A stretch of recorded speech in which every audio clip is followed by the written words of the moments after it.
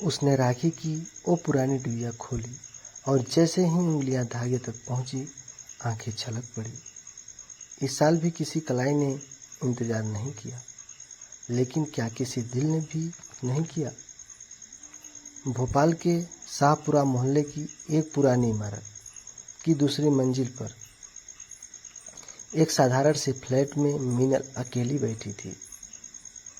खिड़की से बारिश की बूंदें धीरे धीरे फिसल रही थी और उनके साथ बह रही थी।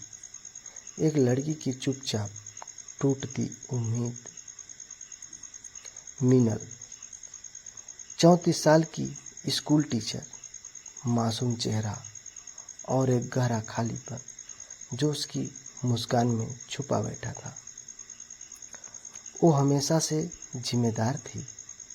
माँ बाप की मौत के बाद छोटे भाई नवल की देखभाल, उसकी पढ़ाई, कॉलेज की फीस, हॉस्टल का खर्च, सब कुछ उसने ही संभाला था। वो सिर्फ बहन नहीं थी, एक छाया थी जो अपने भाई की रोशनी बनने को तैयार थी। पर पिछले कुछ सालों में सब बदलने लगा था।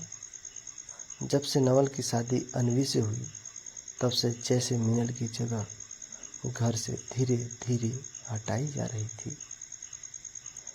बड़ी ही खामोशी से, बिना कहे, बिना लड़े राखी नज़दीक थी और मीनल हर साल की तरह उसी उम्मीद में थी कि शायद इस बार नवल खुद आकर कहेगा, दीदी चलो राखी साथ मनाते हैं।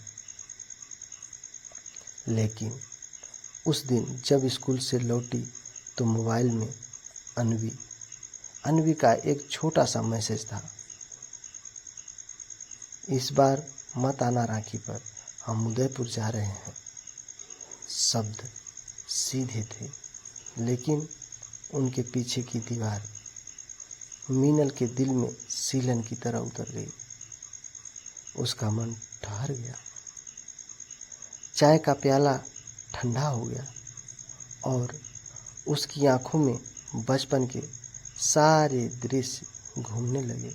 नवल का गिरना, घुटनों पर फूंक मारना, गर्मी की दोपहरों में उसकी नींद में हाथ पकड़कर लोरी गाना। उसी शाम मीनल ने माँ की तस्वीर के सामने दिया जलाया और पुराने बक्से में एक राखी निकाली, लाल धागों से बुनी वो राखी जिसमें मोतियों से लिखा था नवल नवल। लेकिन इस बार वो राखी बिना किसी कलाई के रह गई। वो कुछ देर चुप बैठी, फिर मोबाइल उठाकर नवल का नंबर डायल किया। नवल, हाँ दीदी, उदयपुर जा रहे हो? हाँ, अन्वी की मर्जी थी, अचानक प्लान बन गया। मीनल ने सिर्फ इतना कहा, ठीक है, अच्छा लगे तुम्हें, और फोन काट दिया। आवाज में ठहराव था, लेकिन आंखों में एक तूफान उमड़ गई। उधर नवल ने पहली बार उसकी चुप्पी को महसूस किया। वो चुप्पी जिसमें कभी माँ की ममता थी, बहन की परछाई थी, लेकिन अब बस एक खाली गूंज थी।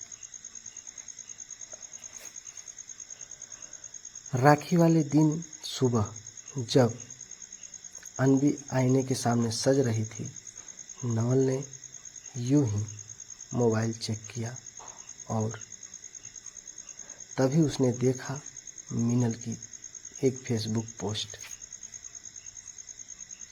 जो बहन अपने भाई की सफलता में अपनी जिंदगी को गुमनाम कर दे, वो सिर्फ राखी नहीं, रूह का धागा बांध देती है।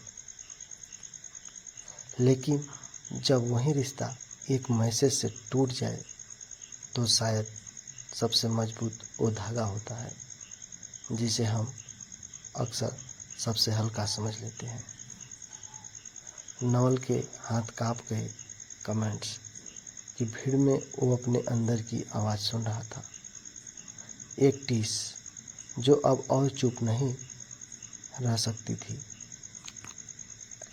उसने अनबी से कहा, मैं दिल्ली जा रहा हूँ। अनबी, क्या भी? तो उदयपुर? नवल की आंखें नम थी पर लहजा दृढ़ था। मैंने अपनी बहन को खो दिया है और अब उसे वापस पाना है। वो बिना किसी और बात के निकल पड़ा।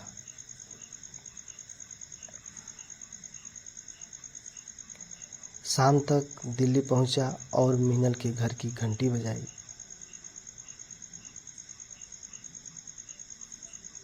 दरवाज़ा खुला। सामने वही चेहरा था जिसमें कभी नवल को माँ की ममता, सहेली की मुस्कान और राखी की डोर साथ साथ मिलती थी। मीनल चुप थी, बस धीरे से वो पुराना राखी वाला बक्सा उसकी ओर बढ़ा दिया। नवल ने घुटनों पर बैठकर राखी निकाली, उसकी कलाई पर बांधी और कहा, दीदी मुझे माफ़ कर दो, अब हर साल सबसे पहले तुम्हारे पास आऊँगा, चाहे कुछ भी हो।